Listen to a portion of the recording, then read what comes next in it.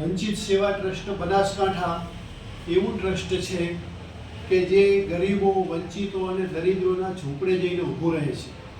અમે આ ટ્રસ્ટ દ્વારા ગરીબોને એના ખભા ઉપર હાથ મૂકીને એની અંતરની કહાની સાંભળીએ છીએ, એમને પૂછીએ છીએ, એમના આંસુ લૂછીએ છીએ, એમની સાથે સરકારનો સેતુ બંધાય તેવા પ્રયત્નો કરીએ છીએ. સરકારની કેટલી બધી યોજનાઓ છે કે જે યોજનાઓનો લાભ આ ગરીબોને મળતો નથી, કારણ કે એ અજ્ઞાન છે, એટલે એમને એનો લાભ મળે.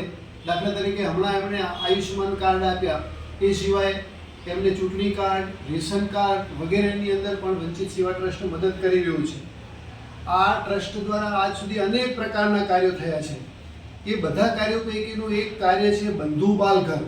દેવી પૂજક વસાહતની અંદર નાના ભૂલકાઓને અમે તેમની વસાહતમાં જ શિક્ષણ આપવાનો પ્રયત્ન કરીએ છીએ.